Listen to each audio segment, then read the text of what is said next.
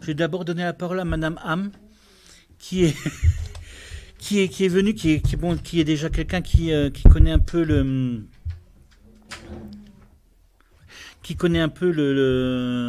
enfin, qui est issu de l'éducation populaire, on va dire, mais qui a connu déjà une autre période, quasiment comme la nôtre maintenant, qui sera aussi là pour témoigner un peu de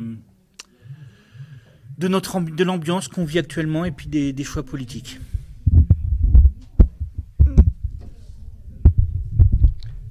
Oui, je pense que vous faites allusion à un entretien que nous avons eu fin mars de cette année, où avait éclaté la guerre au Moyen-Orient.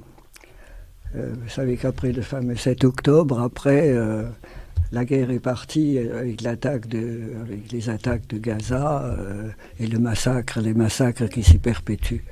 Et j'avais dit à ce moment-là à Eric que moi, ça me rappelle beaucoup l'année 38-39 que j'ai vécue. J'avais 8-9 ans à l'époque, donc c'est des souvenirs très lointains, mais je me rappelle très bien de l'ambiance qu'il y avait à ce moment-là, parce qu'on redoutait de la guerre qu'on sentait arriver. On n'en était pas sûr, mais on la craignait.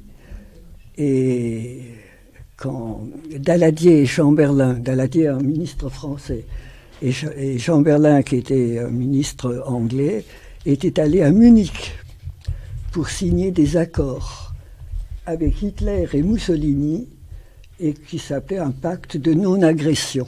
Il voulait obtenir de Hitler qu'il renonce à ses souhaits de conquête de la Tchécoslovaquie et d'une partie de l'Europe. Parce que Hitler était déjà au pouvoir depuis 8 ans en Allemagne, donc un régime fasciste. Et donc, quand cet accord de Munich a été signé, Chamberlain et Daladier, l'un en France et l'autre en Angleterre, ils sont revenus et ils ont montré à la foule le papier signé par Hitler et Mussolini comme quoi ils n'allaient agresser personne. Ouf, on a poussé un ouf de soulagement. Un accord est signé, donc il n'y aura pas la guerre. Il n'y a que Churchill, qui était tout jeune à l'époque, qui a dit « Ah, les imbéciles, ils n'ont rien compris ». Non, effectivement, ils n'avaient rien compris. Et moi, ça m'a rappelé ce que nous avons vécu au moment de la guerre entre Israël, l'agression d'Israël envers Gaza, quand il y a Biden, ou les Américains, allaient au Moyen-Orient pour essayer d'obtenir un cessez-le-feu ou des trêves ou des choses comme ça. Chaque fois, ils rentraient en disant « oui, il ne se passera rien ». Et tout le monde poussait de nouveau un ouf de soulagement. Ben oui, on va y échapper, ça ne va pas arriver. Ben, c'est quand même arrivé. Et cette guerre s'est développée, la preuve, elle dure encore maintenant. Et c'est un véritable massacre. Il y a des choses qu'on n'a pas... qu'on ne peut même plus dire, parce qu'on est arrivé à une période, c'était à l'époque, c'était pareil, on avait peur d'affirmer ses positions, parce qu'on craignait toujours la réaction même de gens qu'on connaissait, qui avaient changé d'avis. On se bagarrait même en famille, les uns étaient pour les accords de Munich, et les autres disaient « Ah, méfiez-vous, avec un dictateur du genre de Hitler, il n'y a pas moyen de pactiser, on n'arrivera à rien ». Et ça se terminera quand même par la guerre. Et bien, la guerre de 1939, elle est arrivée. Hein, parce que Hitler a quand même envahi la Tchécoslovaquie, il a conquis des territoires, et tout le monde est resté là, bras croisés, à subir la Deuxième Guerre mondiale que nous avons vécue à ce moment-là. C'est pour ça que ça me rappelle la période aussi dans la mesure où à ce moment-là, on catégorisait les gens. Il y avait des gens qui étaient pour les accords avec Hitler, on y croyait, et les autres qui étaient contre, en disant on se trompe. Hein. Comme aujourd'hui, c'est pareil. C'est pareil. Alors maintenant, quand on prend une position quelconque de défense, par exemple des Palestiniens, on est automatiquement traité d'antisémite. On ne regarde pas le passé, alors que personne n'a jamais été antisémite dans cette, disons grosso modo, dans les partis de gauche ou dans les gens de gauche. Maintenant, les accusent d'antisémitisme, alors que nous, ils n'ont jamais été, on était antiracistes, quelle que soit la population. Quelle que soit la race des gens. On n'a pas à catégoriser les gens selon leurs origines, leur race, leur couleur, leur religion. Ça ne tient pas debout. Ça ne tient pas debout parce que tout ça, c'est des créations tout à fait récentes. Je vous rappellerai simplement que même les nations, parce que parlons d'identité nationale, hein, qu'on a voulu nous faire avaler, hein, les nations, c'est des créations tout à fait récentes. Elles datent du 19e siècle dans toute l'Europe. Elles se sont construites progressivement. On ne parlait pas de nations avant, c'était de grands empires qui dominaient, hein, l'Empire ottoman, l'Empire austro-hongrois, l'Empire prussien, et le reste s'était dispersé en petites unités de duchés, de principautés, je ne sais quoi. Et la notion même de nation n'existait pas. Et c'est des choses qu'on a créées de toutes pièces tout le long du 19e siècle. Y compris le sionisme pour Israël, c'est-à-dire la nation juive qui réclamait un État, c'est quelque chose qui n'est apparu qu'en 1850. Ça n'existe. Même les Juifs étaient contre la création d'un État à eux. Ils étaient dispersés dans le monde entier et ils trouvaient la place là où ils y étaient. Et il n'y a que Hitler, après, effectivement, a utilisé cet antisémitisme pour mettre en place ce qu'on a connu après avec les camps de concentration, etc. Voilà. Juste comme une rapide introduction, j'aimerais autant que tout le monde se positionne, parce qu'actuellement même à la télévision, les télévisions officielles, hein, TF1, A2, etc., quand on reçoit quelqu'un à la télévision, on commence par leur demander qui ils sont, d'où ils viennent, qui étaient leurs parents, est-ce qu'ils étaient d'origine française ou étrangère, etc. Il faut qu'ils déclinent leur religion, alors qu'avant, personne ne se préoccupait de la religion des uns et des autres. Chacun la sienne. En France, existe un concept qui s'appelle la laïcité, où on respecte toutes les croyances, quelles qu'elles soient, même les non-croyants, qu'ils soient chrétiens, musulmans, juifs ou que sais-je. Donc, je voudrais juste insister sur le fait que ces clivages qu'on fait tout actuellement pour les accentuer, pour les rendre plus vifs encore, on fait tout pour créer ces clivages, ces séparations, etc., au lieu de simplement juger les gens par rapport à ce qu'ils ont fait ou ce qu'ils font. Et le reste, au fond, ça ne les regarde que leur propre histoire. Hein. On ne va pas chaque fois décliner sa généalogie jusqu'aux arrière-grands-parents pour savoir s'ils étaient gaulois ou que sais-je encore. Hein. C'est bien qu'en France, même dans l'école de la Troisième République, on apprenait aux enfants nos ancêtres les Gaulois. C'est d'ailleurs pas trop il y a longtemps qu'on n'en parle plus, hein, depuis la conquête de Rome. Même aux enfants africains, en Afrique même, on leur apprenait, je ne sais pas, certains, les plus anciens d'entre vous s'en souviennent peut-être, même à eux, on leur apprenait nos ancêtres les Gaulois. Ça n'a aucun sens. Ça n'a aucun sens. Voilà.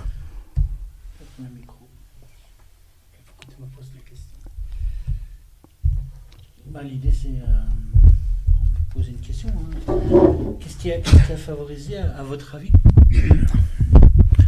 qu'est-ce qui a favorisé la montée du discours du Front National?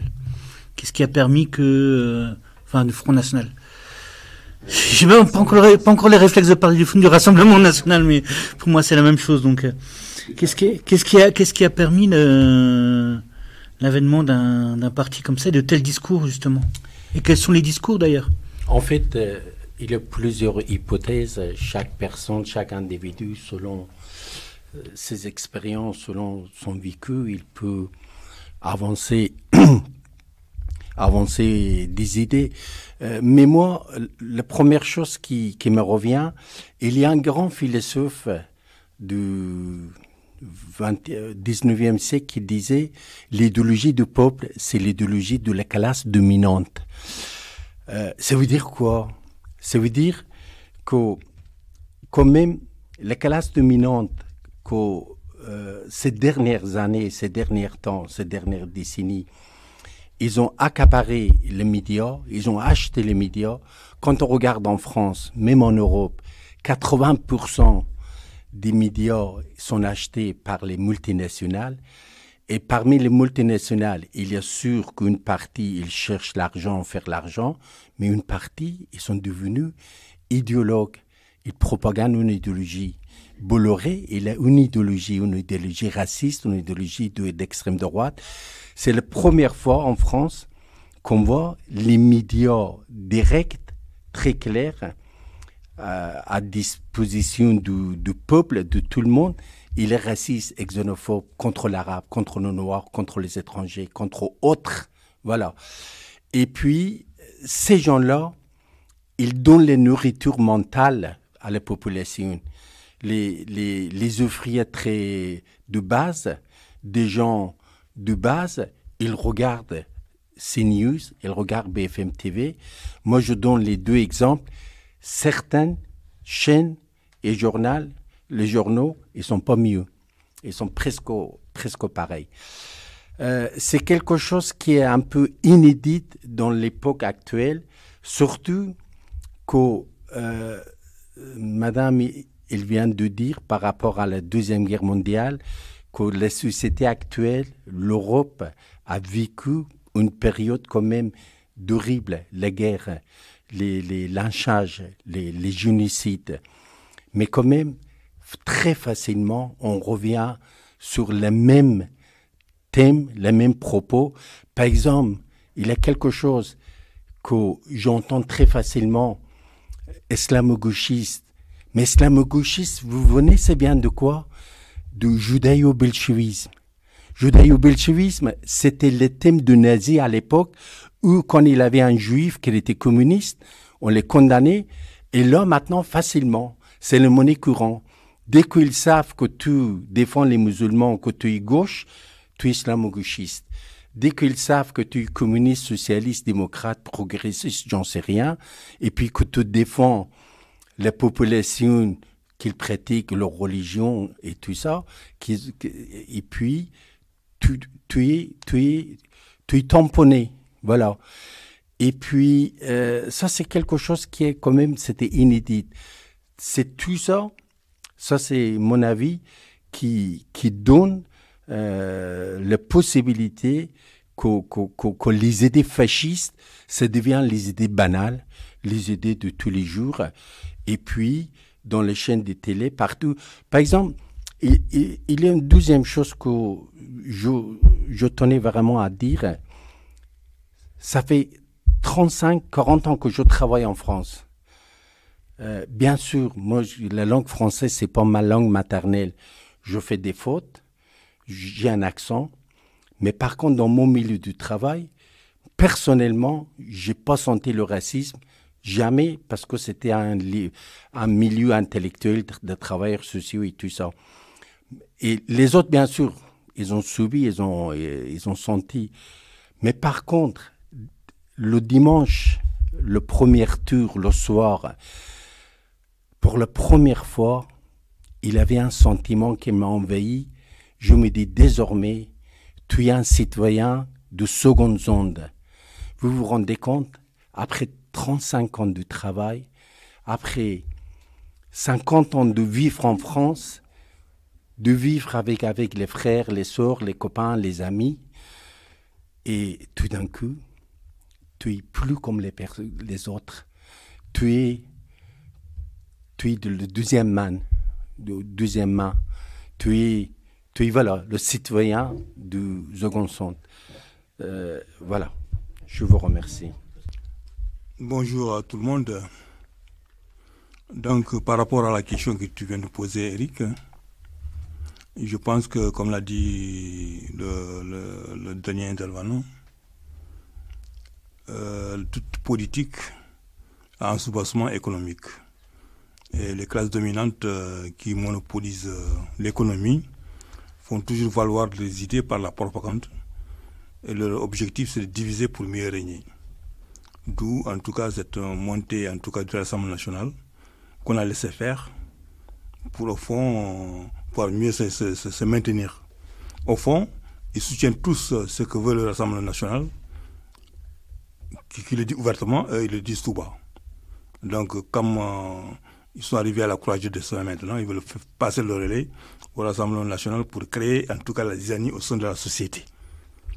Donc, ceci étant dit, je vais rebondir sur ce qu'a dit notre doyen d'âge par rapport à la comparaison entre l'époque actuelle et les années 39-45. Bon, certains disent que l'histoire ne se répète pas, mais ils ont tort. L'histoire se répète toujours, mais quand elle se répète, pas de la même manière. Aujourd'hui, par exemple, on assiste à une instabilité planétaire qui se traduit par la perte de repères dans tous les domaines de la vie sociale. Et je pense que l'époque des guerres antérieures était caractérisée par cette situation aussi, l'instabilité généralisée. Ceci, on le voit au plan spirituel, au niveau de la foi, par exemple, la foi religieuse est dans une impasse, car elle n'arrive pas à adapter ses valeurs d'humanité avec l'évolution du monde. Ainsi, ne voit-on pas que chaque imam, ou chaque prêtre, ou chaque rabbin demeure cloîtré dans sa chapelle, dans sa mosquée ou dans sa synagogue, sans tenir compte que nous sommes dans une période de la société qui est mondialisée. Par exemple, ils disent par exemple qu'ils parlent tous la même foi en un seul Dieu. Mais pourquoi n'arrivent-ils pas à s'organiser par rapport aux œuvres sociales, à faire front commun pour lutter contre toutes ces discriminations, pour lutter contre toutes ces... pour se sauver tous ces laissés pour compte de la société. Mais chacun reste dans son petit coin en train de vendre sa section religieuse. Donc ça, c'est un aspect qui ne tient pas compte de ce que nous sommes dans une société mondialisée. Au plan moral, l'incivisme généralisé dans la société. Au plan politique, l'impasse philosophique, l'impasse idéologique, et l'impasse philosophique qui a entraîné cette impasse idéologique. Qu'on trouve, par exemple, cette impasse idéologique, c'est la raison pour laquelle aujourd'hui, la perte de repères, on ne sait pas où est-ce qu'on va. Tant qu'on n'a pas tracé un chemin clair, un chemin très clair, de là où on va, on se perd toujours. Donc même philosophiquement, même idéologiquement aujourd'hui, les repères sont brouillés. Donc il va falloir un sursaut, comme disait Hegel, c'est au soir de la connaissance que la chouette de mineur prend son envol. Il est temps maintenant qu'on réfléchisse à une philosophie qui soit en contact de la réalité. Ça c'est très très important. Donc pour terminer, je dirais tout simplement que nous sommes dans une société vraiment désorganisée, comme à l'époque, aux époques antérieures. Et il est bien aujourd'hui qu'on se serre de coude pour lutter contre toutes ces discriminations qui gangrènent la société. Maintenant, c'est devenu banal, c'est banal quoi. On n'a plus peur d'être raciste, on n'a plus peur d'être antisémite, à cause en tout cas des médias officiels qu'on a tolérés. Donc il va falloir qu'on lutte contre tout ça maintenant. Donc le combat vient de commencer quoi. Alors je voulais préciser, si jamais vous voulez prendre la parole, moi j'essaie d'organiser un tour de parole, donc vous pouvez lever la main à un moment quand vous voulez réagir et on fera circuler les micros. Okay. Du coup. Déjà bonjour. Aujourd'hui, moi ce qui me fait plaisir, c'est que on a une grande diversité de personnes, d'âge, d'origine, de milieu social et surtout beaucoup de parcours différents. Et à force d'écouter et d'apprendre de ce que vous dites depuis avant, je vois beaucoup de choses, une évolution, et qu'il y a eu des problèmes qu'on a aujourd'hui que moi, qui est assez jeune, découvre et qui, vous, avez peut-être vécu. Alors aujourd'hui, je suis venu à votre radio et à Rhizome pour donner mon avis. Moi, quand j'étais enfant, la France, comment je connaissais la France, je suis né en France, j'ai grandi en France, mais on ne connaît pas toujours le pays d'où on vient. Et je connaissais la devise française, liberté, égalité, fraternité. Et au fur et à mesure des années, en grandissant, j'ai vu qu'il y avait une grande différence entre la devise et la France dans laquelle on vit. Avec les générations qui ont bafoué, qui ont oublié quel était ce pays, qui était un pays qui a fait beaucoup de colonies, mais qui par après a aussi accueilli beaucoup de gens de tous les pays du monde. Et aujourd'hui, avec la montée du Rassemblement national, qui veut oublier leur devise, le pays qu'il est devenu, parce que la France, c'est pas ce que après l'évolution, c'est pas après la guerre, il y a eu une évolution et c'est devenu le pays d'accueil où on a pu grandir, échanger. C'est un pays qui a une grande multiculturalité, qui a moi, j'ai grandi avec on était tous français, mais on avait tous une origine différente. Et je pense qu'il n'y a pas beaucoup de pays dans le monde où ils ont cette chance de rencontrer plusieurs religions, plusieurs ethnies, plusieurs peuples différents, et pouvoir grandir, pouvoir évoluer, pouvoir s'accaparer beaucoup de choses des autres cultures. Et c'est ça que le Rassemblement national veut aussi nous enlever. Pouvoir apprendre d'une personne venant d'ailleurs. Moi, j'ai toujours aimé, je suis quelqu'un qui travaille dans le social, mais j'ai beaucoup aimé rencontrer et apprendre des choses des gens qui viennent d'ailleurs. Et j'aime beaucoup faire ça aussi. On parle beaucoup des immigrés, mais on ne parle pas beaucoup de ce qu'ils peuvent nous apporter. À chaque fois que j'ai la chance de pouvoir discuter avec quelqu'un qui est venu immigrer en France, de savoir le parcours qu'il a fait, de savoir la personne qu'il est, parce qu'avant de venir en France, ces gens-là sont des humains comme nous, sont des gens qui ont vécu des grandes galères, comme on peut dire, et des grands périples, comme on ne pourrait pas soutenir nous-mêmes. Et pourtant, ils sont là, avec un bagage, avec beaucoup de choses, et je dirais pas qu'on est dans le monde des bisounours et qu'on pourrait prendre et accepter que le meilleur, que même les pires d'entre eux,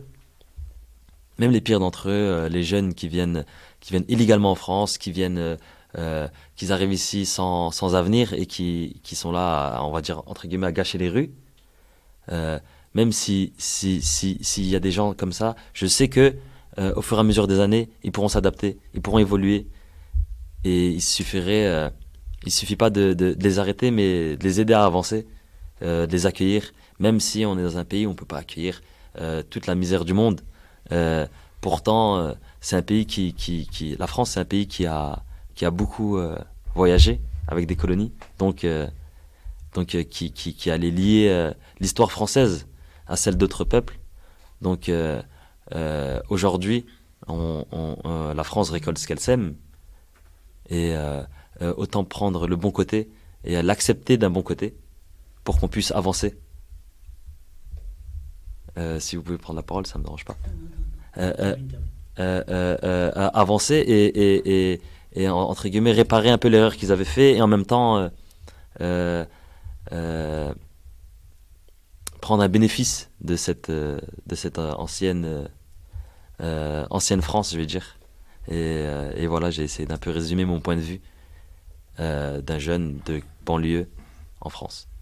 Je voudrais juste rebondir sur quelque chose que vous venez de dire, pour vous dire que moi, toute ma carrière d'enseignante et de militante de toutes sortes d'associations, tout mon but, c'était de défendre bec et ongle l'école primaire publique, où tous les enfants, quelle que soit leur religion, leur race, leur origine, etc., puissent se rencontrer, travailler ensemble, se découvrir mutuellement, parce que chacun a quelque chose à apporter.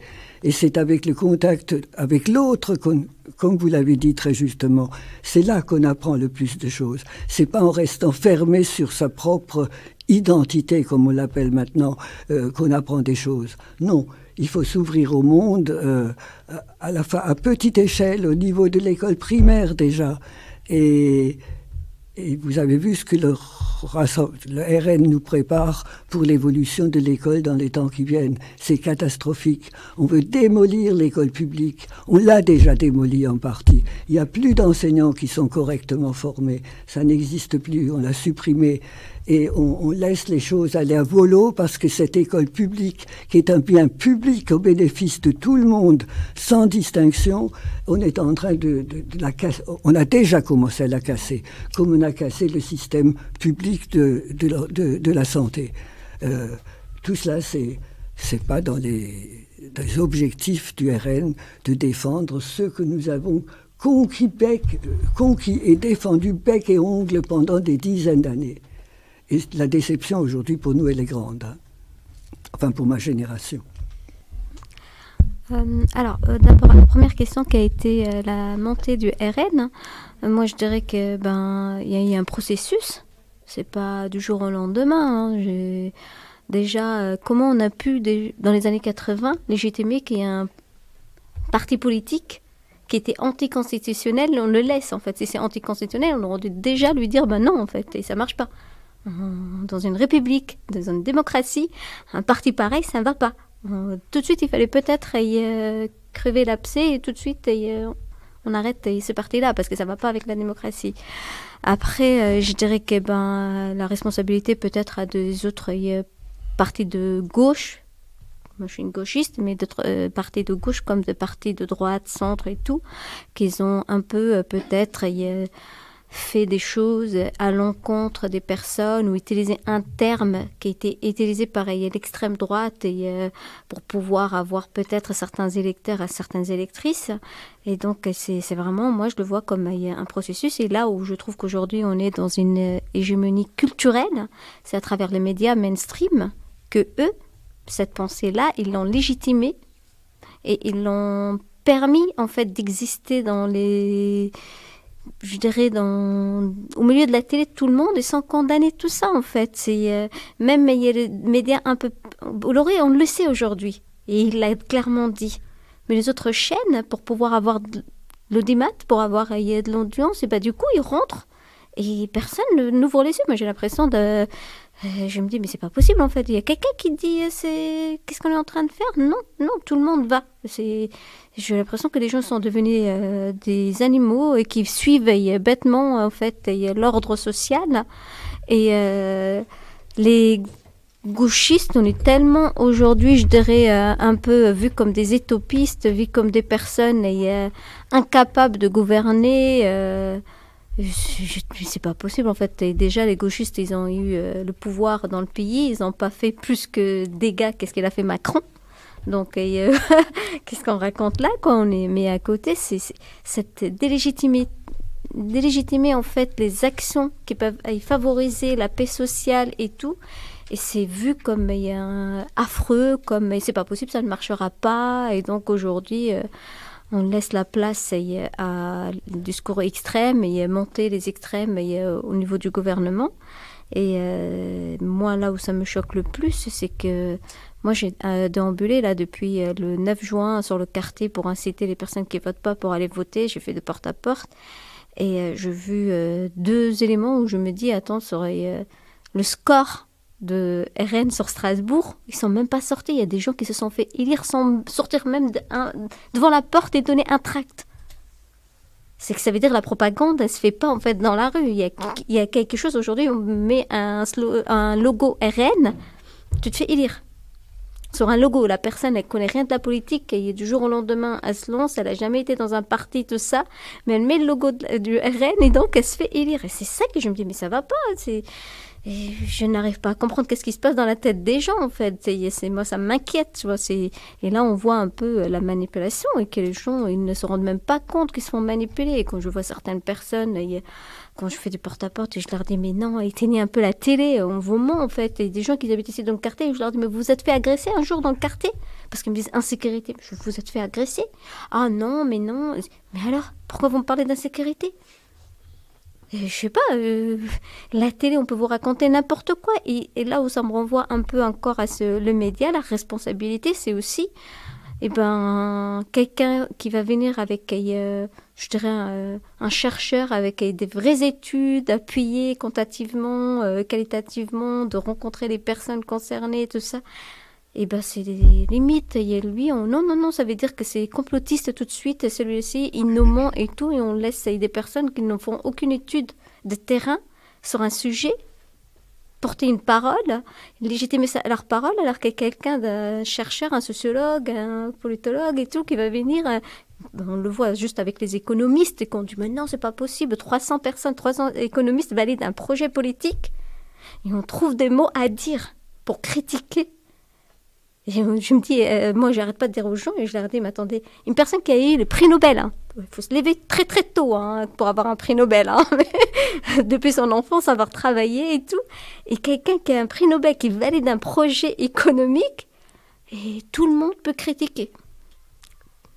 Quelqu'un qui n'a peut-être pas, il sait pas faire 1000 plus 1000, et on l'a vu avec les gens du RN, qu'ils étaient incapables de parler chiffres et tout, quoi. Mais on critique ce qu'elle peut valider à une personne. Et c'est là où je trouve qu'aujourd'hui c'est grave, c'est que les personnes ils peuvent avoir une légitimité dans notre société à travers leurs études, à travers la recherche. On leur laisse même plus, eux, l'espace de pouvoir parler, expliquer ce qui se passe et tout. Ils sont plus légitimes, ces gens-là. Et ça me questionne sur cette, je dirais aujourd'hui, la place au savoir, la place à la connaissance, parce que si on se met à critiquer la connaissance et les personnes qui ont le savoir, c'est grave en fait. Et ça veut dire, du moment où on a un peu un leadership ou du charisme, on peut raconter n'importe quoi, les gens ils vont le suivre, parce que on met en doute maintenant les gens qui ont les connaissances en fait. C'est ça qui est après, quoi. Et après, il n'est plus là, mais il parlait d'acquérir tout le monde. Et ça me dérange, moi, ces discours-là, en fait. Et tout le monde n'a pas envie de venir en France, sincèrement. Et je pense que là, il faut aussi questionner sur les personnes qui veulent venir en France. Souvent, c'est des gens, qu'est-ce qui se passe dans leur pays et quelle place la France a encore là-bas, en fait, pour ne pas peut-être... que le pays ne se développe pas comme il faut et que, en fait, et on le sait très bien aujourd'hui, les anciennes colonies françaises, la France elle a aussi encore la main sur les ressources et donc oui, peut-être aidons ce pays à se développer, aidons ce pays à peut-être là-bas, laissons une vraie démocratie se développer dans ce pays et les gens ils veulent pas venir et fuir leur pays, leurs amis, leur famille, pareil, juste envie de venir en France et prendre le risque de se faire tuer. Moi, non, c'est un discours pour moi, ça passe pas, c'est un mensonge quand on nous dit que tout le monde a envie de venir en France et tout le monde n'a pas envie de venir en France et on est en capacité d'accueillir plein de monde et c'est pas vrai. On le sait aujourd'hui, l'immigration apporte de l'argent, mais on préfère dire ça nous coûte. Au contraire, il y a des chiffres qui montrent que ça apporte en fait. Mais le discours qui l'emporte aujourd'hui, c'est de dire que ça nous coûte. Moi, il y a un discours qui me surprend beaucoup en fait parce que on parle beaucoup de légitimité et d'idéologie en fait un peu à la française, sauf que ce qui est surprenant à l'heure actuelle, c'est que je pense que la plupart des gens qui sont ici, en tout cas pour les jeunes, ils sont tous de nationalité française. Et je pense qu'il y a un gros problème dans le système dans lequel on est aujourd'hui, c'est qu'on a légitimé en fait à ce que des enfants qui sont nés en France, mais qui n'ont pas forcément une couleur du blanc typiquement gaulois, n'est pas français. Et ça, pour moi, c'est un gros problème. Je pense qu'il y a toute une sorte de réforme qu'il faudrait revoir dans le système de l'éducation scolaire en soi, parce que je pense que ça fait plus de 40 ans qu'on a mis notre système d'éducation à la dérive et on a un système de société qui ne s'est pas adapté. Et quand je dis c'est pas adapté, alors je prends l'exemple de la émigration. Mais je prends aussi l'exemple des enfants qui ne sont pas aujourd'hui comme les autres. Il y a des enfants qui ont de plus en plus en France des troubles et c'est pas reconnu. Et je pense qu'on a tout le système, on va dire, d'éducation et de pédagogie qui est à revoir pour justement remettre en place, je ne sais plus qui est-ce qui parlait justement des valeurs, qu'il faudrait remettre les valeurs en place dans le système donc, scolaire. Pour moi, tout passe par l'école. Alors j'ai peut-être une vision très archaïque des choses, mais je reprends un peu ce que disait Victor Hugo, où quand on veut fermer des prisons, on ouvre des écoles. Mais ouvrir des écoles dans lesquelles on met des moyens. Et pour moi, les moyens à l'heure actuelle, c'est des outils, que ce soit humains ou matériels, pas à coût de subvention. Je prends l'exemple de Haute-Pierre. Moi, je viens de Belfort à l'origine, pardon. Je viens de Belfort à l'origine, dans un quartier qui était exactement comme Haute-Pierre. Donc, j'ai toujours fait partie de ce qu'on appelle les quartiers prioritaires. Il y a toujours eu énormément de subventions dans ce type d'école-là. Mais la question, c'est de quelle manière, en fait, il est investi. Et moi, je dis investi dans les formations pour des professeurs et redonner aussi une légitimité, on va dire, dans l'enseignement qui est donné par les professeurs, dans le cadre de la morale que de l'éducation pour les professeurs. Et je pense que c'est par ce biais-là que la société en elle-même, elle changera. Je me permets un peu de revenir ailleurs par rapport à l'école, là. Moi, je dirais que le volet école, je suis tout à fait d'accord. Hein. J'ai été enseignante pendant 1 an et demi et je me suis inscrite au concours et je me suis dit non, c'est pas possible. Je ne peux pas travailler dans des conditions pareilles. C'était hyper difficile en fait. Et moi, je voyais les élèves en échec. J'avais aucun moyen d'aider les élèves en échec. Et à la fin, il y avait le bac et il fallait qu'ils ont le niveau, plus ou moins, ils ont vu le programme pour arriver devant l'examen en me disant qu'ils vont réussir au moins l'examen. Mais c'est qu'ils sont en échec et je les laissais. Hein. Je n'avais pas le choix, je ne pouvais pas m'occuper de tous les niveaux en fait.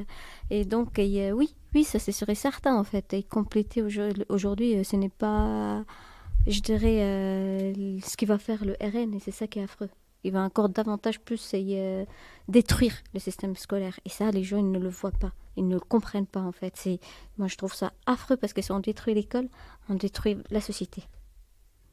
Tout passe par l'école.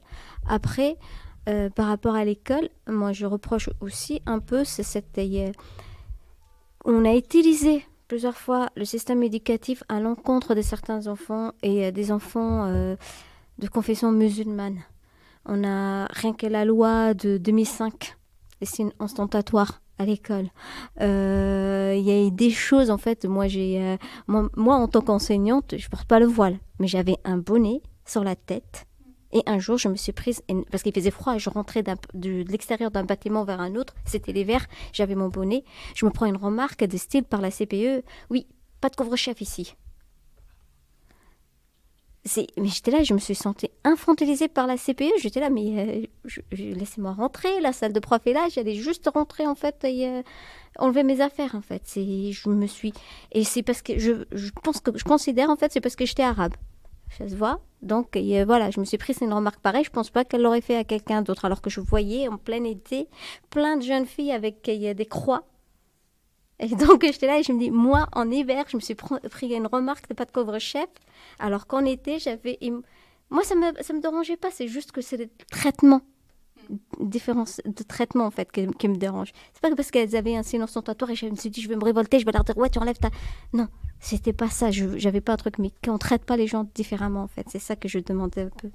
Et je pense qu'aujourd'hui, là où l'école aussi, il y a plein de gens, je dirais qu'on était déçus par le système scolaire, c'est parce qu'une fois qu'on a réussi, on a des diplômes, on a du mal aussi à avoir un métier avec les diplômes qu'on a. Moi, j'ai fait un bac plus 5 et je ne travaille pas avec mon bac plus 5. Et j'ai l'impression qu'il ne me sert à rien. Mon master, il me sert à rien, en fait. Et je peux faire tous les diplômes que je veux. Je refais parce que mon compagnon, il me dit, mais tu vas faire combien de masters? Parce que là, je suis en train de faire un autre diplôme. Il me fait, mais combien de diplômes? Je fais jusqu'à que je trouve un emploi en équivalence avec quel diplôme il y a que j'ai fait, en fait. Et donc, c'est ça aussi. L'école, c'est complémentaire de lutter contre la discrimination, lutter contre vraiment que les personnes qui ont un diplôme, qui travaillent avec, qui ont un truc. On nous renvoie, ah, mais t'as pas de réseau. Plusieurs fois, on me dit, t'as pas de réseau, t'as pas... Ouais, mais moi, je connais des personnes, ils n'ont qu'un réseau, mais ils ont le nom, en fait. Ils ont le nom et le prénom. Ça suffit pas en fait d'avoir le réseau aujourd'hui. C'est pas une question de réseau. Arrêtez de me mentir en fait. On me prend à la limite un peu pour une débile quand on me dit t'as pas le réseau. Non, j'ai pas le bon nom, c'est tout. C'est pas la question de réseau ou de la compétence ou l'expérience.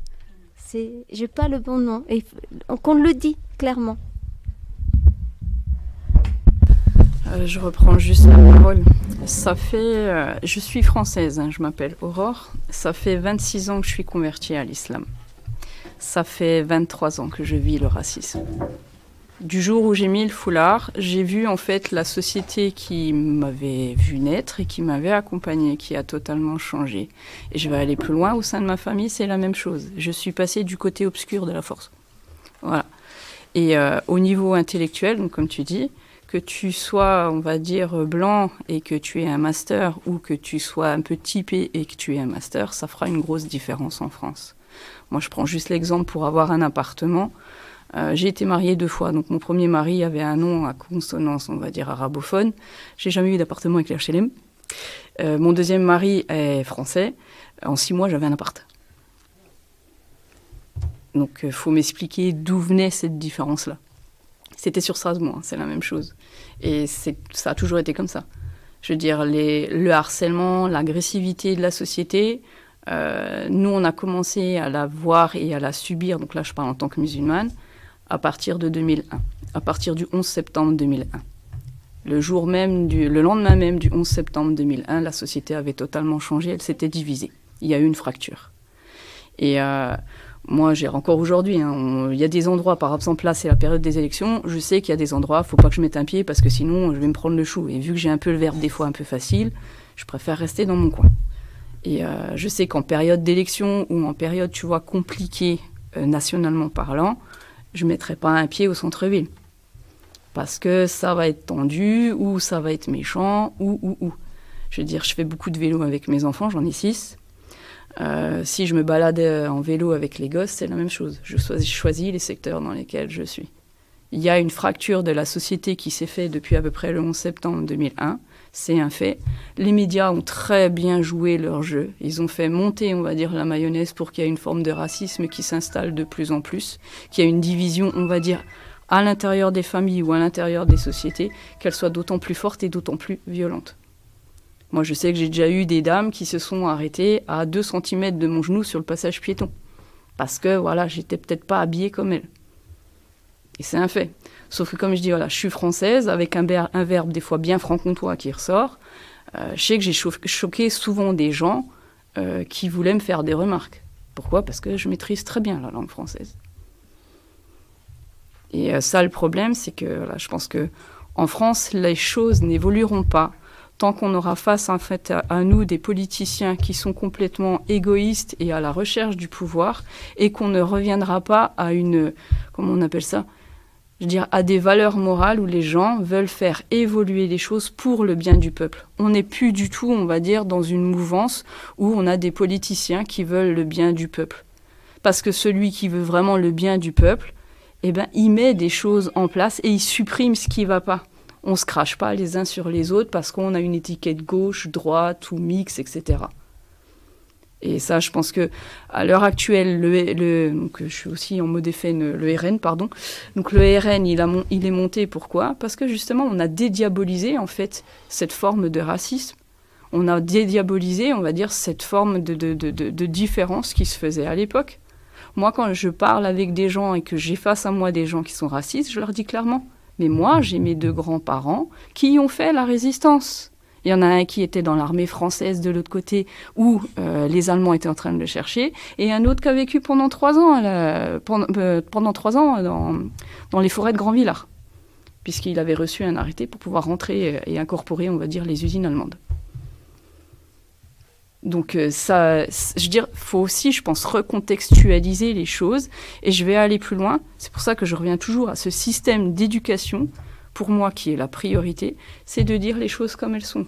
Les Français ont fait des choses atroces dans les colonies, c'est un fait, il faut qu'on en parle. Et je pense que ça permettra aussi de percer, on va dire, les abcès qu'il y a aussi partout à l'heure actuelle. Il y a encore aujourd'hui des anciennes colonies, notamment africaines, si je prends l'exemple de la République du Congo. Ils ont une économie qui est complètement étouffée par la France. Pourquoi ? Parce que c'est encore des anciennes lois qui sont là et qui bloquent en fait le développement de certaines économies. Et ça, il faut le dire, sauf que voilà, ça fait pas le buzz, donc on n'en parlera pas. Alors, bonjour. Lorsque Eric a pris contact avec moi et il m'avait parlé d'une rencontre avec plusieurs personnes et que dans cette rencontre-là, il s'agit des enjeux de l'élection actuelle, l'élection parlementaire. Je pense que ça fait plaisir d'être là déjà avec vous parce que j'écoute. On n'a pas tous les jours la possibilité d'écouter des personnes de diverses horizons. Raison de plus en ce qui me concerne, puisque je travaille, je soutiens et je milite pour les minorités culturelles et linguistiques. À considérer qu'en France, par exemple, les minorités culturelles et linguistiques n'ont pas de considération constitutionnelle. Voilà. Et cette question ne se pose pas de toute manière pour l'extrême droite. Si on dit que l'extrême droite, ce sont des identitaristes, cette question ne se pose pas pour eux parce qu'ils ne sont ni alsaciens, ni occitans, ni bretons, ni autre chose. Je veux dire que ils sont de sources, en tous les cas, si on revenait à l'histoire de la France, et ils sont de source de l'histoire de la France même. Ça va savoir que à remonter jusqu'à la monarchie et puis à descendre à partir de la Révolution bourgeoise, la Commune de Paris, et passant par la laïcité, et puis tout le reste. Je veux dire les années 70, les années 60. Avec l'avènement des indépendances des pays colonisés, je pense qu'il y a l'extrême droite en France et elle a une origine qui est de connue, qu'on peut expliquer, qui a une explication historique. Voilà. Je pense qu'il y a beaucoup de gens qui ont fait des enquêtes et qui l'expliquent très bien. Mais sachant que d'un point de vue politique, c'est pour ça que je suis ici, c'est que pour moi, c'est des gens qui sont prêts à tout faire. C'est-à-dire que ce sont des gens d'action.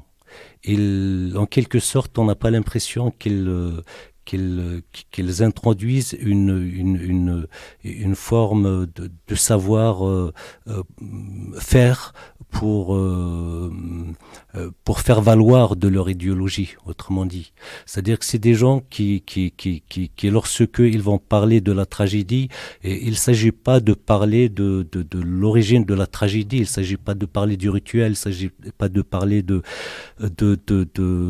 certaines valeurs, en tous les cas humaines, qui impliquent le fait de la tragédie, mais ils vont parler directement du sang, à mon avis. Là,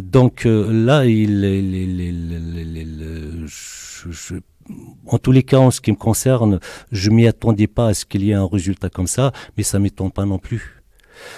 Après, est-ce que je pense qu'ils vont avoir la majorité absolue à l'Assemblée nationale? Je pense qu'ils vont pas arriver à avoir la majorité absolue. Je le pense très bien. Est-ce que la France ne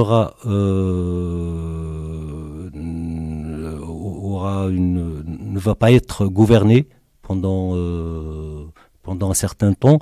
Je pense qu'il y a une crise institutionnelle, une crise démocratique qui est possible de régler au niveau, puisque c'est une démocratie parlementaire tout de même, qu'il faut régler avec les partis en France, avec toutes les composantes.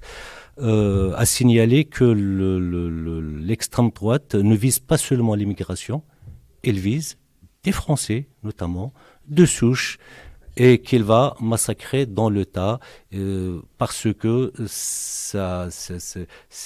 ils ne peuvent pas faire mieux que d'agir comme ça. Et je veux dire que de toutes les manières, il va y avoir beaucoup de gens qui vont être massacrés puisque de toutes les manières, il y a des intérêts de classe et que eux, en tous les cas, c'est presque une famille élargie aujourd'hui. pour des besoins politiques. Donc ça va être beaucoup plus dur en tous les cas que la droite libérale. Voilà, ça va être beaucoup plus dur que la droite libérale, mais je peux considérer toujours que ce sont des libéraux. Voilà ce que j'ai à dire. Merci.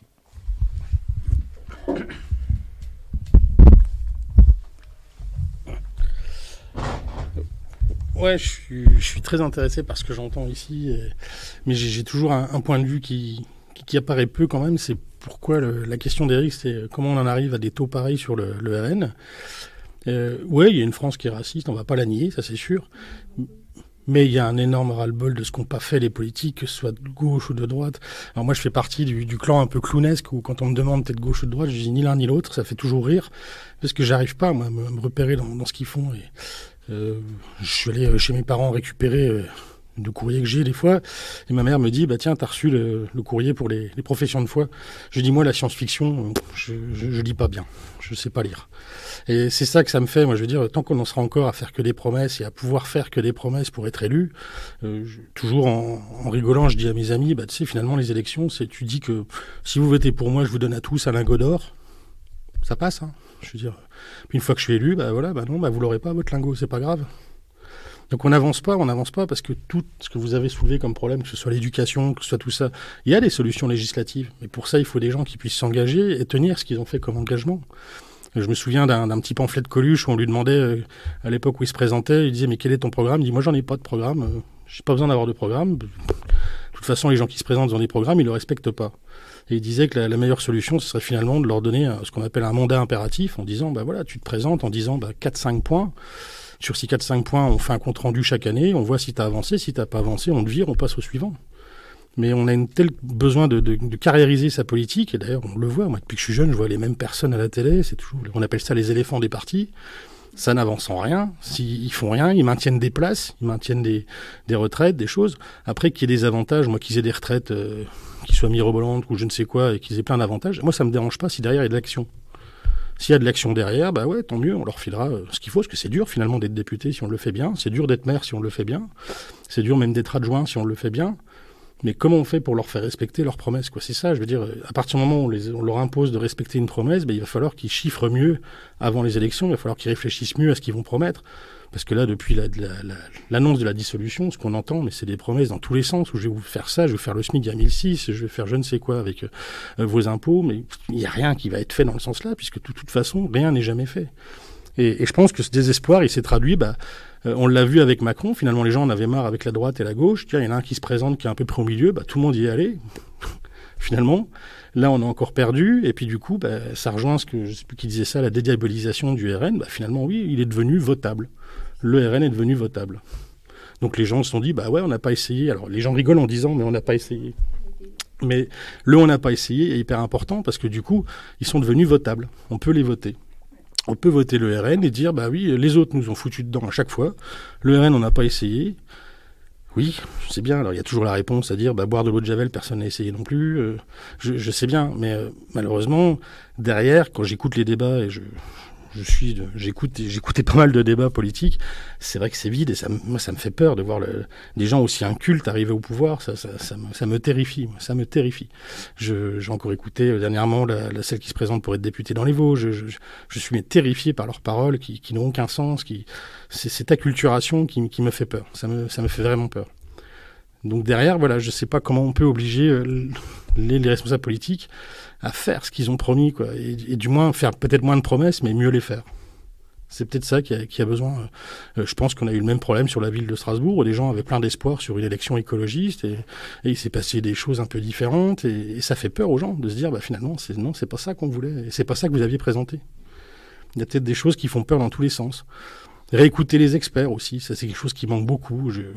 Moi, je vois même dans le domaine du travail, voilà, je travaille dans un domaine où les chefs font leur réunion entre eux, ils parlent de sujets, et en sortant, ils viennent vous dire, on a décidé ça. Je dis, oui, mais vous avez demandé à un expert avant de décider ça. Je dis, non, voilà, moi je suis expert et je vous dis que ce que vous avez décidé, c'est pas possible de le faire.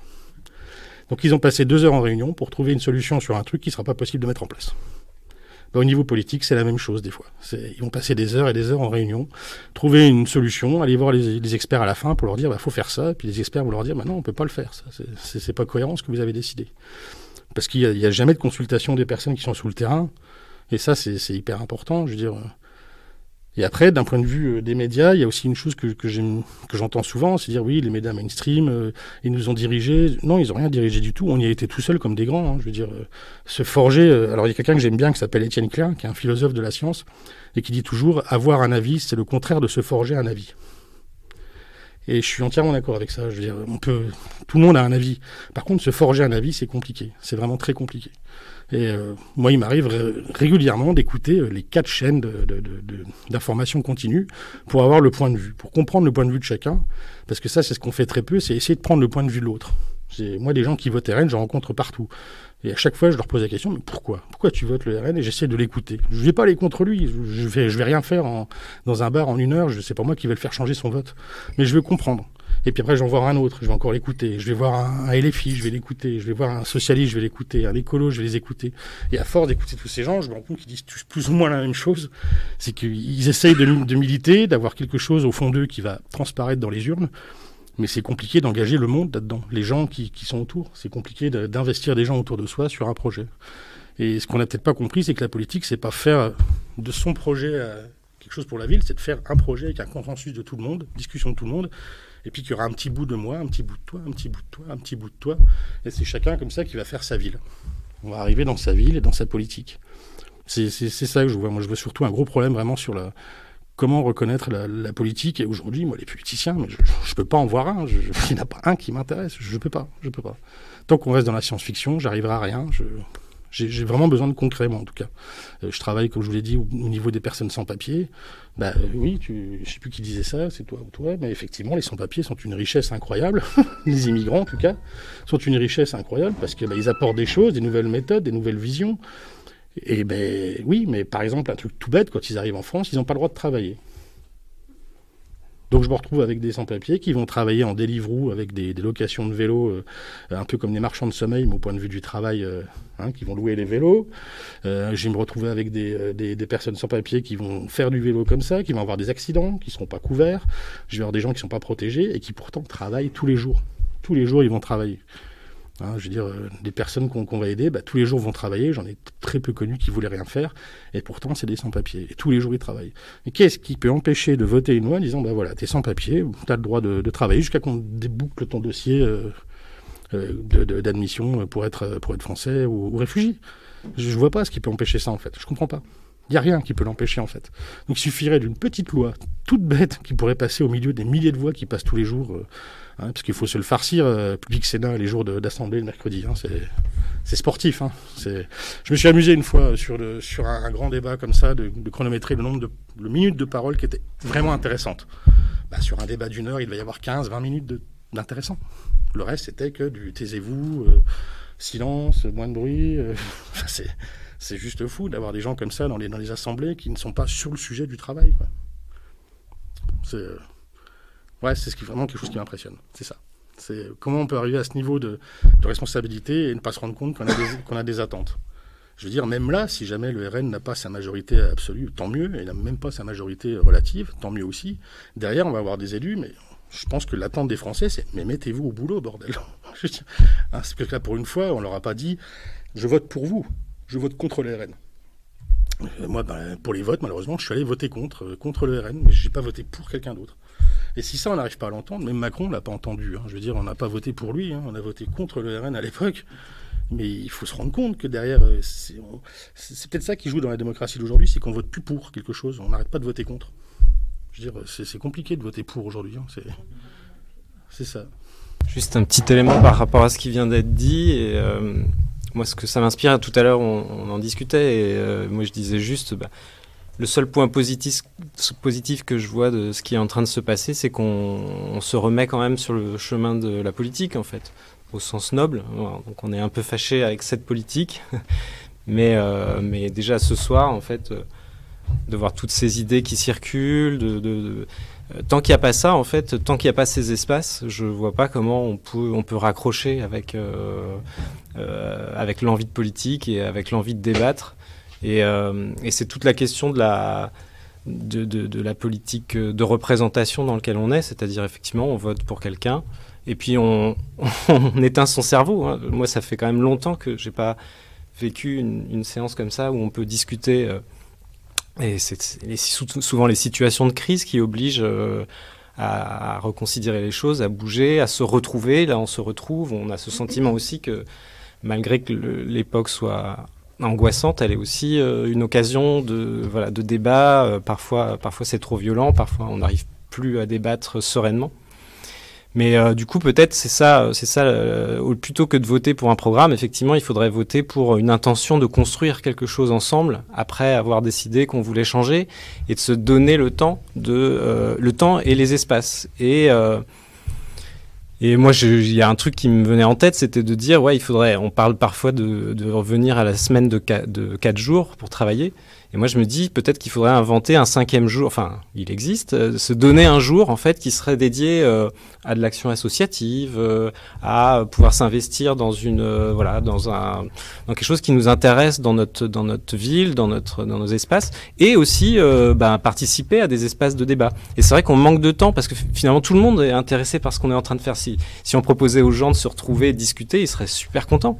Et même leur donner la possibilité de décider des choses à la fin. Et je sais que le participatif, c'est très compliqué. Nous, on essaie de militer pour ça et pour le pouvoir d'agir des citoyens, mais trouver les bons outils pour prendre des décisions par les citoyens eux-mêmes, on en est encore loin, même si ça reste une utopie qui, à mon avis, est l'endroit à essayer de trouver. Et voilà, cette journée dédiée à la citoyenneté, ce serait peut-être du temps qui fonderait une nouvelle démocratie, avec des nouvelles manières de décider ensemble. Mais il faudrait que les politiques admettent que... Et moi, tu parlais des experts, je pense qu'effectivement, on a un triptyque à trouver, politique, on en a besoin, parce qu'il faut que des gens un peu qui organisent la machine, experts, citoyens. Oui, je voudrais juste rebondir sur ce que vous avez dit.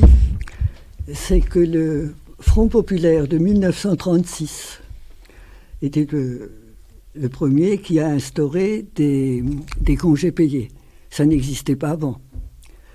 Et la volonté du Front populaire, je pense en particulier à Léon Blum lui-même et aux ministres qui étaient autour de lui, dans leur esprit, la libération de 15 jours où les ouvriers étaient libres de faire ce qu'ils voulaient tout en étant payés, c'était pas pour des loisirs comme on les entend aujourd'hui, c'est-à-dire consommer du loisir. C'était justement pour répondre à cette demande-là, pour demander dans le cadre de ce qu'on appelait alors l'éducation populaire, leur donner des possibilités de rencontre, de discuter, de mettre en analyse les situations économiques, politiques, éducatives, etc., tout ce qu'on veut, pour en débattre et chercher ensemble des solutions avec l'aide d'experts. C'est pas interdit d'ailleurs, qui peuvent apporter aussi leur point de vue parce qu'il y a un apport de connaissances qui peut être existé à ce moment-là et dont il faut tirer parti. Donc ces premiers congés payés que les ouvriers d'ailleurs n'avaient pas tellement bien accueillis parce que avant on avait une religion, c'était la religion du travail. Et être payé sans travailler, ça ne rentrait pas dans les têtes. Hein. Et c'est alors que Léo Lagrange, qui était un des secrétaires d'État à l'époque sous Léon Blum, qui dans le cadre du Front populaire a imposé ces 15 jours de congés payés pour assurer cette mission d'éducation populaire. Et où devait naître le sens vraiment de la démocratie. Démocratie dans le sens où, j'ai encore cité un philosophe, peu importe, qu'un groupe, qu'il soit petit ou grand, est traversé par des contradictions. Il y a des intérêts contradictoires, on le sait très bien. Ces contradictions, ensemble, il faut les reconnaître, les analyser, voir d'où ils viennent et voir comment on peut progressivement les faire avancer vers une solution. C'est ça la définition de la démocratie réellement. Et l'éducation populaire devait être faite pour ça. Et malheureusement, elle a été sabotée progressivement pendant toutes les décennies qui ont suivi. Et encore aujourd'hui, Christiane Faure, qui était une des initiatrices avec Léon Lagrange de l'éducation populaire. Et quand elle en a parlé aussi, quand elle avait mon âge, elle a dit à un animateur qui l'interrogeait, lui a dit, vous savez, l'éducation populaire, ils n'en ont pas voulu. Moi, je voulais juste prendre la parole très rapidement pour dire deux, trois trucs sur lesquels je voulais réagir. C'est déjà, tout à l'heure, on avait dit la France ne peut pas écrire toute la misère du monde. Je voulais quand même rappeler qu'à l'époque, c'était un Premier ministre socialiste qui l'avait dit, cette phrase. D'autant plus un Premier ministre socialiste qui avait soutenu aussi les mouvements de résistance en Algérie, de résistance contre, de libération au niveau de la France. On parle, le RN parle souvent de préférence nationale, mais de mémoire, je crois qu'un des premiers hommes politiques à avoir vraiment parlé de la préférence nationale, c'était Georges Marchais, qui était le président du PC à l'époque, qui avait dit quand même que à cette époque-là, qui avait dit que il fallait favoriser le travailleur français pour la recherche du travail. Et d'autres questions qui me sont venues aussi, si on parlait de l'école. Alors effectivement, je pense qu'il y a beaucoup de choses qui peuvent se jouer avec l'école. On parlait aussi d'éducation populaire. Je pense qu'il y a vraiment quelque chose qui doit se jouer avec les deux là, parce que l'école déjà s'adresse aux enfants, mais l'éducation populaire s'adresse aussi bien aux enfants qu'aux adultes. Et donc du coup, c'est des méthodes aussi, c'est des méthodes, des moyens, des personnes qui poussent, qui essaient d'aider, de pousser un peu la réflexion. Mais du coup, on pose aussi la question des valeurs. Quelles sont les valeurs que doit défendre l'école? Quelles sont les valeurs qu'on doit défendre? Parce que on défend, on soutient beaucoup les valeurs de compétition, notamment quand on parle du sport, quand on met le sport à tous les trucs, quand on note les élèves à l'école, quand on les met tous en compétition les uns contre les autres, alors qu'une des meilleures façons de progresser, c'est d'avancer dans la coopération. Et d'apprendre la coopération, d'apprendre la démocratie, d'apprendre à discuter avec les autres, d'apprendre à ne pas être d'accord, mais à pas s'engueuler pour autant. Tout ça, c'est des petites choses, mais qui peuvent être aussi enseignées aux enfants par des méthodes, par des moyens. On parlait de la méthode Freinet, par exemple. La méthode Freinet, c'était une méthode d'éducation qui permettait aux enfants d'aborder toutes ces questions-là, tout en apprenant en même temps. Et une méthode qui simplifie aussi la vie à l'instituteur quand il la maîtrise. Tout ça, c'est des questions aussi qui peuvent être intéressantes. Et puis, on parlait aussi de consommer du loisir, mais dans une société de consommation, est-ce que consommer, c'est quelque chose qui nous aide à réfléchir aussi? Voilà. Et je voulais aussi dire, là, parce que j'en vois deux qui n'ont pas encore pris la parole, si vous voulez prendre la parole, vous pouvez y aller. Moi, je me permets juste par rapport à... On parlait en fait, et on est prêt à discuter tous les sujets, on peut en discuter, mais là, de plus en plus, moi, c'est la question du racisme. Mais il n'y a pas à discuter sur ça, c'est un délit. Aujourd'hui, quand je regarde un peu les plateaux télé, mais le discours islamophobe, le discours raciste et tout, et ça fait des décennies en fait. Alors des personnes peut-être qui me disent ouais ben non, j'ai envie de dire peut-être que on se sent pas concerné et donc on l'a pas vu. Mais moi personnellement, voir la télé, certains jours, je peux avoir la boule au ventre en fait quand j'entends certains discours sur les jeunes, sur les personnes issues de l'immigration, sur le musulman, et ça devient anxiogène en fait. Et je ne sais pas si on peut se rendre compte qu'on n'est pas musulman, mais c'est quelque chose qui on peut pas discuter. C'est pas possible. Moi, je peux pas discuter avec un islamophobe. C'est interdit par la loi. On arrête le débat tout de suite et on le dit aux personnes. Il n'y a pas à débattre. C'est interdit. On ne laisse pas la place. Je suis prête à discuter sur tous les sujets, mais quand c'est interdit, c'est un délit. Il n'y a pas à discuter. On arrête le débat et on condamne et tout de suite peut-être porter plainte et que la personne elle se fait recadrer par je sais pas, la direction, par l'ARCOM, par les trucs. Alors que là, aujourd'hui, Cyril Hanouna, il a été condamné plusieurs fois, mais il est encore à la télé en fait. C'est ça qui me truc et tout, c'est que je me dis oui, je suis prête à discuter, mais on peut pas discuter avec il y a des choses qui sont interdites par la loi, parce que sinon après ça veut dire quoi? On discute et après on va dire quoi? C'est plus, on les enlève, c'est plus interdit, et donc on peut se le refaire. C'est ça le risque aussi, c'est réellement ton pouvoir, c'est qu'on en a tellement discuté, on a légitimé cet échange sur ce sujet-là, et c'est qu'on perd des acquis sociaux, sur il y a les discriminations, tout ça. Je rebondis sur ce qu'elle a dit. C'est que quand on monte, on sait que c'est le savoir-vivre ensemble. Ouais. On sait que c'est savoir-vivre ensemble et que si on ne sanctionne pas dès la première fois, c'est la porte ouverte à toutes les dérives. S'ils ne sont pas sanctionnés... mais déjà, si c'est puni par la loi, c'est qu'il y a une raison forcément derrière. Et que s'ils ne sont pas sanctionnés, c'est que c'est la porte ouverte à toutes les dérives. Je vais me permettre de dire une chose qui plaira peut-être pas forcément à tout le monde, mais je pense que le problème du racisme, donc comme je dis, moi je subis le racisme depuis plus de 26 ans, je pense qu'il est présent aussi parce que les musulmans, qui sont, on va dire, un peu la tête de Turc actuelle, excusez-moi du terme, enfin depuis un peu plus de 10 ans maintenant, ne se sont pas réunis et regroupés pour justement porter plainte ou soulever la voix en fait de l'antisémitisme qu'ils subissent. Et je pense que ça, c'est un gros problème. J'entends souvent, moi, des gens qui me disent oui, les Juifs, ils s'organisent, ils ont été portés plainte. Oui, mais parce qu'en fait, ils se sont unis, ils ont porté plainte. Moi, j'ai eu une période de ma vie en arrivant sur Strasbourg pendant plus de 10 ans, et je n'exagère pas dans ce que je vais dire, j'aurais pu aller chez les flics 1 fois par semaine. Parce que j'ai pris des coups de pied dans les jambes quand je montais dans le tram, parce que j'avais une tenue qui était trop large, parce qu'on m'insultait. J'ai des copines qui se sont pris littéralement des claques par des gars qui passaient en vélo. Tout ça, c'est des choses où on n'a pas été porté plainte. On n'a pas été porté plainte parce que, voilà, je dirais, il n'y avait pas... il y a plusieurs choses. Il n'y avait pas de preuves. Et puis 2, voilà, ça aurait abouti à quoi ? Parce que le problème, il est là aussi, c'est que les peines juridiques aujourd'hui n'existent pas, ou très peu. Et donc oui, quand il y a un groupe de juifs qui va se faire attaquer, ils vont se regrouper ensemble. Un musulman ou une musulmane qui se fait harceler, insulter ou claquer, généralement, elle est toute seule. Et on le voit, c'est de pire en pire, c'est comme ça. Moi, le jour où j'ai une dame qui s'est arrêtée à 2 cm sur le passage piéton de Auchan, donc il y avait beaucoup de monde autour.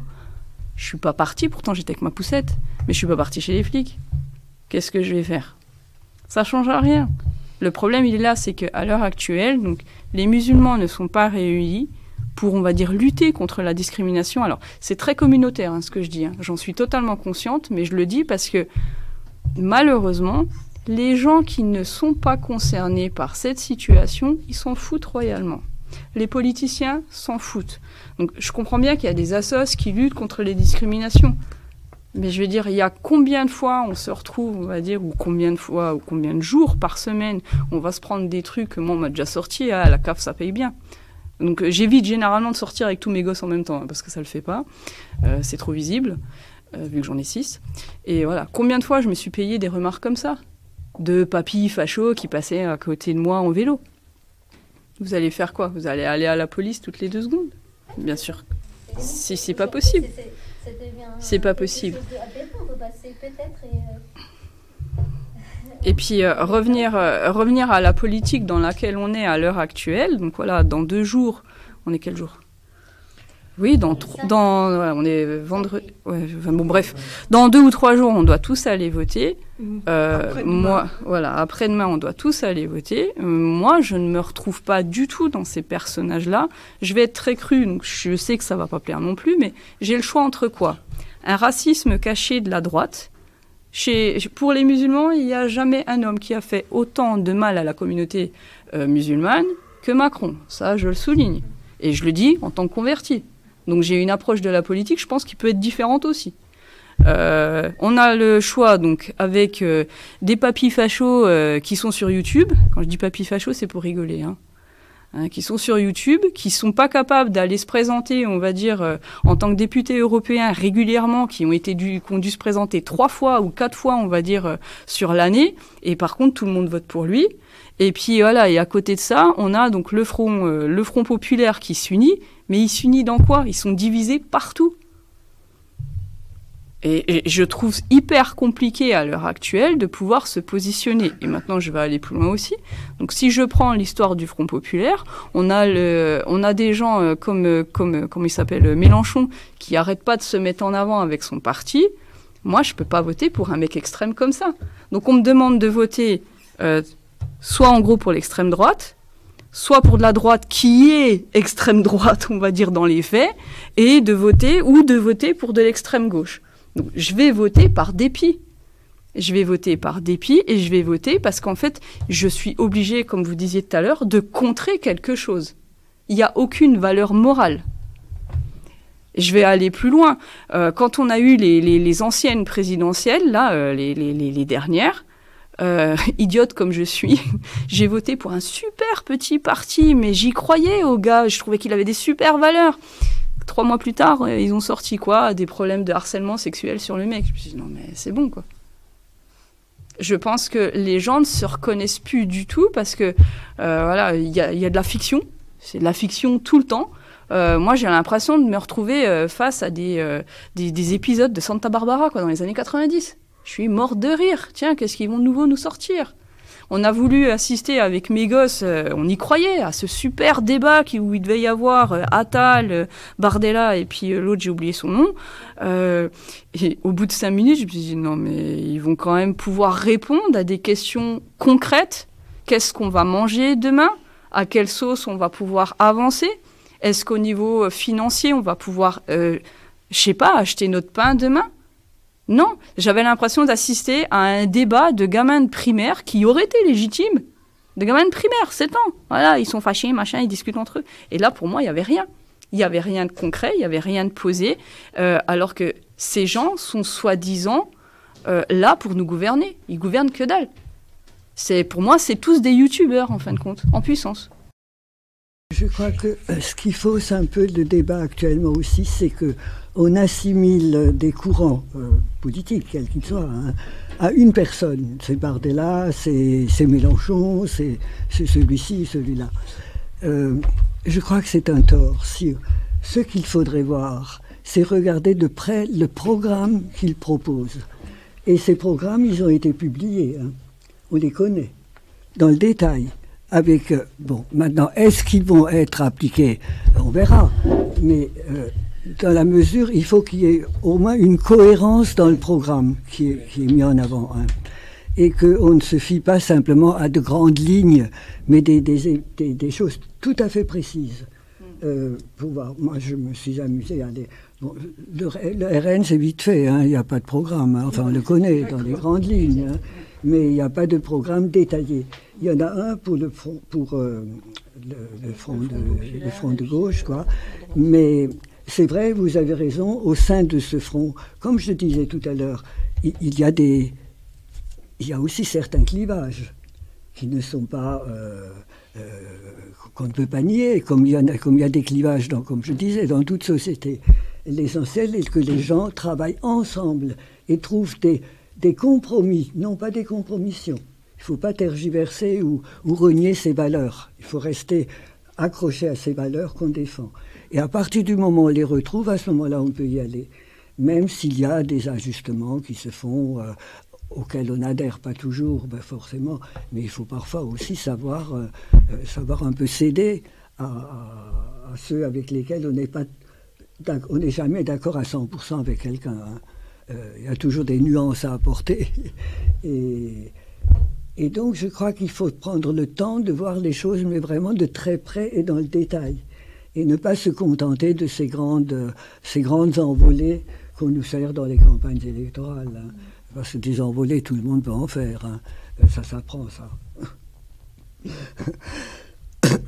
Moi, je ne sais pas en faire. Hein. Je vous le dis tout de suite. Olivier Besancenot, la semaine dernière, il a dit en fait, ce qu'il ne faut pas qu'ils oublient aussi la gauche, c'est ils prennent le gouvernement, c'est qu'on sortira en fait pour la rappeler parce que souvent aussi, eux aussi, ils nous ont déçus. Ils ont pris le pouvoir et ils n'ont pas appliqué, on va dire. Oui, c'est clair, là on peut très bien questionner, ouais, il y a un programme, ils vont mentir et tout. Mais ça aussi, c'est notre force, c'est aussi se mobiliser. Et la gauche, une fois qu'on s'est mobilisé à l'extérieur, ils n'ont jamais... Avant Macron, quand la rue parle, ils arrêtent. Avec Macron, la rue, on sort, on se fait tabasser, 49-3, non, il y avait des règles. Et Macron, il a cassé toutes les règles qu'on avait de la société, des partis politiques. Il a tout cassé, en fait. C'est... dictateur tout court, hein. C'est psychologique, moi je dirais juste un dictateur, et dans l'âme, dans le corps, dans l'esprit, tout quoi. Et donc c'est hyper dangereux. Et là, en fait, quand c'est quelqu'un qui est dit centriste et qui a mis ça en place, bah je vous laisse imaginer, en fait, il y a un pouvoir extrême va prendre le pouvoir. Parce que Macron, il a ouvert le chemin, en fait. Hein. On va sortir dans la rue, on va se faire encore plus tabasser. Et c'est ça qui est pour moi dangereux. Tout à l'heure, vous avez dit, en fait, l'extrême gauche. Le Conseil d'État, il a dit que c'est pas de l'extrême gauche et LFI. Du coup, là, il faut pas reprendre vraiment. Je pense qu'il faut sortir des discours qui a été un mensonge. Et il faut faire très attention, en fait, à dire non. LFI, le Conseil d'État, est rappelé aux personnes. Parce qu'aujourd'hui, moi, je vois des gens qui me disent « Ah, pas d'extrême, pas d'extrême. » Mais le seul parti extrême, c'est l'extrême droite. Le Conseil d'État, il a dit LFI, c'est pas d'extrême gauche. L'extrême, c'est quand c'est un parti, je revenais tout à l'heure, à un parti qui veut sortir de la Constitution. Et le seul aujourd'hui qui veut détruire la Constitution, ben, c'est l'extrême droite. Et donc, c'est ça aussi, par exemple, on se fait manipuler, c'est qu'on entend un discours et qu'on se dit pas, ah ouais, non, mais il faut faire attention, en fait. Et ces discours-là, il n'est pas vrai.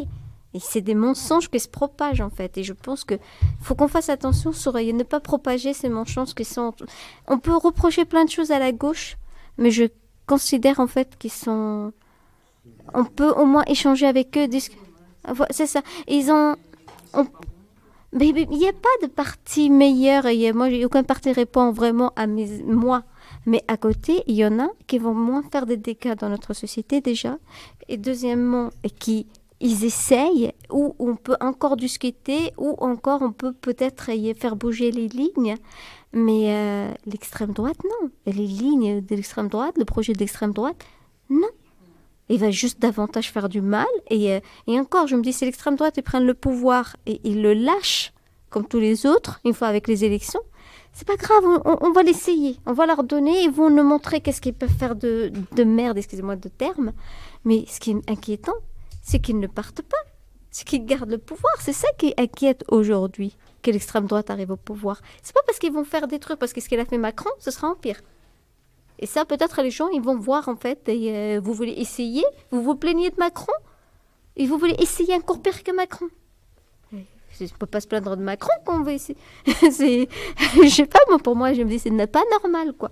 Mais là où ce qui est inquiétant, c'est qu'ils risquent de garder le pouvoir et de ne pas le laisser.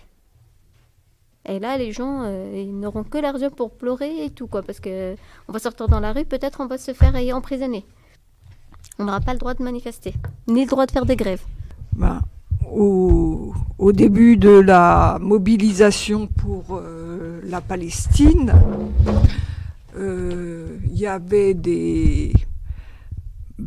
les gens qui avaient manifesté, qui n'avaient même pas manifesté en fait, parce que ils se sont fait mettre en garde à vue, alors que même Perrine, qui était réputée, le flic, il a été la chercher, elle était dans un café, elle n'était pas du tout en train de manifester, et elle n'avait pas...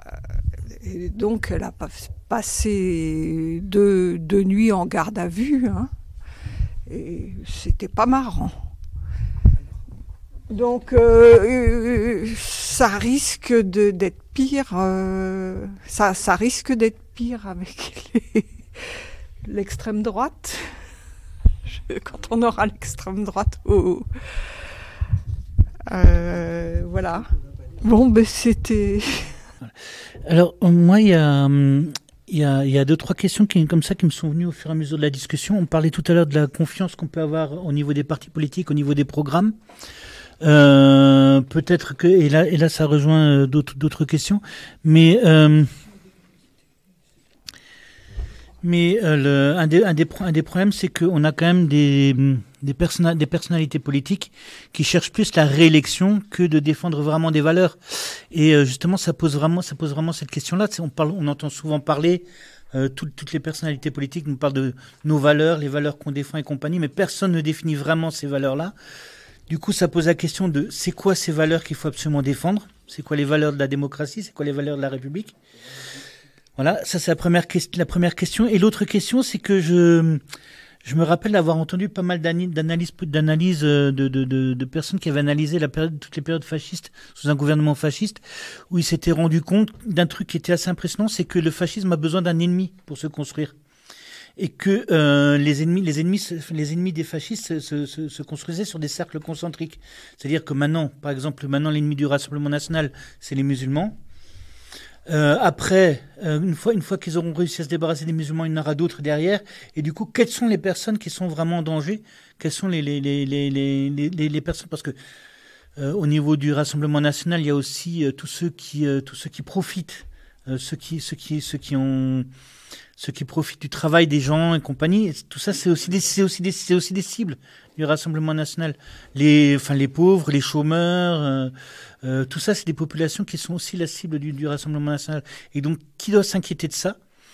Et comment lutter aussi contre les discours de stigmatisation d'un certain nombre de populations au niveau du Rassemblement national. Voilà.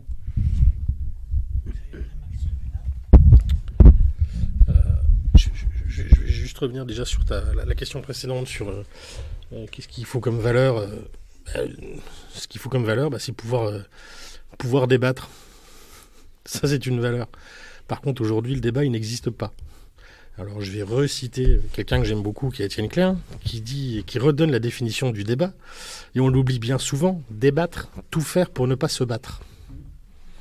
Moi, j'ai pas vu de débat sur les plateaux depuis 20 ans, 30 ans. Je ne vois que des choses qui sont du cinéma, je ne vois que des choses qui n'ont pas de sens. On répète des mots qui sont prévus, des éléments de langage, maintenant, on en est là. Et quel que soit le parti, une fois de plus, je le redis, quel que soit le parti. Donc si on arrive aujourd'hui à débattre correctement, oui, ça deviendra une valeur, mais primordiale.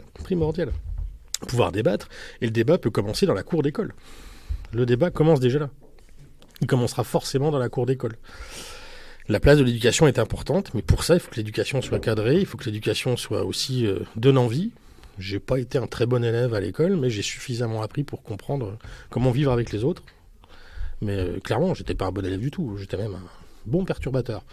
Mais ça m'a pas empêché de bien comprendre, de bien voir les choses et d'apprendre le minimum qu'il me fallait de citoyenneté finalement. Et le débat est vraiment primordial. Mais j'ai pas vu de débat, moi j'en vois pas de débat. J'ai pas vu de débat. J'ai vu très peu de débats. Peut-être qu'à l'école, j'ai fait plus de débats que je n'en ai vu à la télé. Donc c'est peut-être ça qui va changer. Et ça revient sur l'histoire des télés, mais des chaînes mainstream, des infos mainstream. Mais moi, quand j'entends mainstream, moi, ça me fait vraiment rire, parce que ça n'existe pas, le mainstream. On regarde ce qu'on veut, en fait, et on en retire ce qu'on veut. Mais moi, c'est rare que je vais regarder un reportage ou un documentaire ou un débat sans pouvoir, après, passer presque une demi-heure à fouiller tout ce qu'ils ont raconté. Je veux dire, qu'est-ce qu'ils ont dit? Et je vais fouiller, je vais pas prendre pour argent comptant tout ce que j'ai entendu. Voilà, on arrive à des... je sais pas, on a les bels exemples la semaine dernière où Trump a balancé, je sais plus, une trentaine de mensonges en direct à la télé. C'est passé tout bien, mais non, il y a des médias derrière qui l'ont dit. Ils ont dit non, il y a eu des mensonges. Maintenant, le mal est fait. C'est pareil, on parle de Trump, mais je vous rassure, si on prend nos petits protégés au Parlement, on en a une bonne tripotée qui balance que des mensonges à longueur de temps, des fake news. La culture de la fake news, c'est quelque chose qui grandit à une vitesse mais folle. Moi, je travaille dans l'informatique. Je me rends compte que oui, la fake news aujourd'hui fait des choses mais complètement dingues. Je peux recommander d'ailleurs aux gens de regarder une petite série qui a été faite par Arte, qui est La Fabrique du mensonge, qui va vous réexpliquer comment fonctionnent les réseaux sociaux pour amener des gens au pouvoir et comment ça fonctionne tout ce cirque. Pardon ? Propaganda, et bien aussi Indignez-vous de M. Hessel, que j'ai pu rencontrer, qui est quelqu'un de fabuleux. Mais voilà, il y a plein de solutions possibles à avoir, mais on ne peut pas toujours avoir le nez dans les bouquins ou regarder des vidéos, je suis entièrement d'accord, mais pouvoir débattre, c'est aussi pouvoir rencontrer et accepter l'autre en face. Je veux dire, j'ai pas besoin de savoir que madame a le voile, que madame est plus vieille que moi, que toi, je sais pas, je veux dire, j'ai pas besoin de savoir tout ça, j'ai besoin juste de rencontrer des personnes. J'ai pas besoin de faire de différence, de marquer une différence, parce que tu auras une consonance qui vient du Maghreb, parce que monsieur est de couleur, mais qu'est-ce qu'on en a à faire de ça? Moi, j'en ai strictement rien à faire. Je vais pas m'empêcher de débattre avec ces personnes, et quand je dis débattre, c'est vraiment débattre ce coup-ci. Et quand je débat avec quelqu'un, c'est que j'écoute ses idées. Souvent, j'image de débat, pour moi un débat, c'est tu viens avec un sac blanc, l'autre il vient avec un sac noir, et à la fin du débat, tu repars avec un sac blanc avec des petits points noirs. Et tu y réfléchis dans la nuit, et peut-être que ton sac il va changer de couleur dans la nuit ou pas. Pour moi, c'est ça un débat. Voilà. Mais vouloir absolument convaincre pendant un débat, c'est impossible. Tu n'arriveras qu'à des effets de guerre. Tu vas absolument convaincre l'autre, et pour convaincre, tu vas devoir inventer des mensonges. Tu vas devoir mentir, tu vas devoir prouver des choses qui n'existent pas. Oui, ça s'apprend, bien sûr, mais ça s'apprend au sein de la cellule familiale comme à l'école.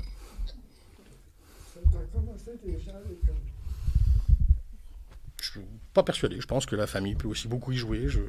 L'école a son rôle, mais la famille a son rôle aussi. Et je ne peux pas donner de responsabilité plus aux professeurs qu'aux parents. Je pense que chacun a son rôle à tenir.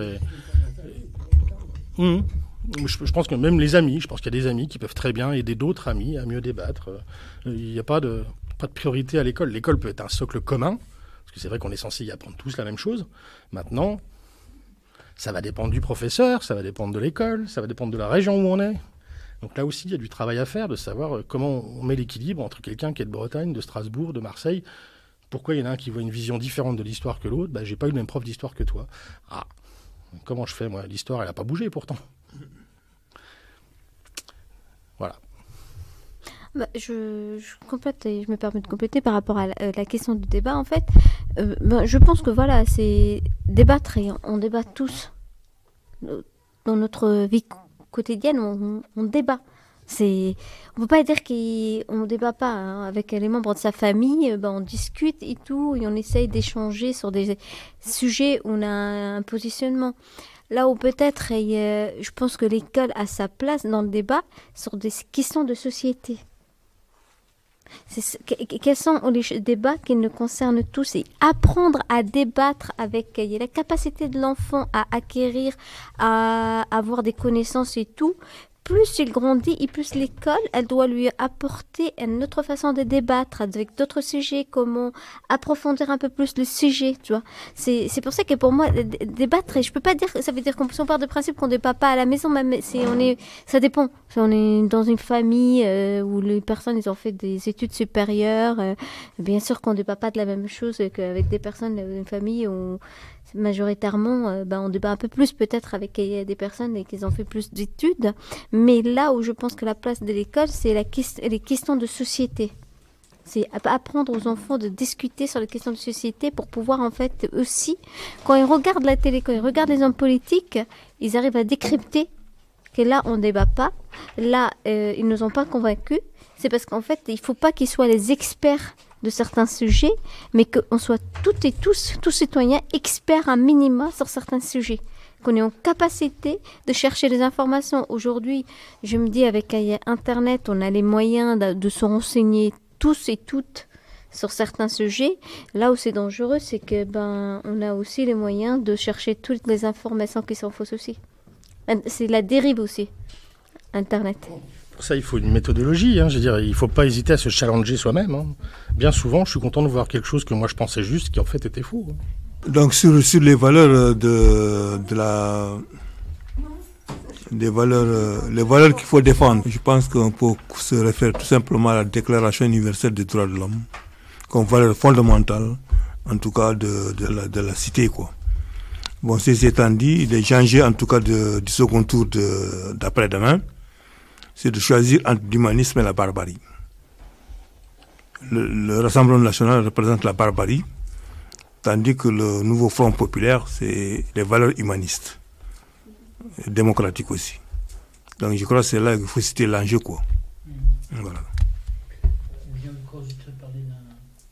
La position de Femmes Égalité, 7 juillet, qu'aucune voix ne manque au camp du peuple. Or, bon, moi j'ai lu, je pense que ça se discute, c'est pas mal, plutôt dans le cadre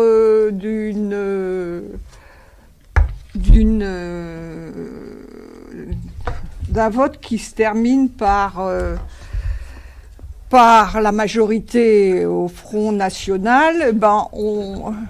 On peut toujours espérer que les gens soient dégoûtés et qu'après, à la deuxième session, au moment de la prochaine présidentielle, ils revotent pour des gens qui valent le coup, quoi, qui Il corrige le tir. Je voulais aussi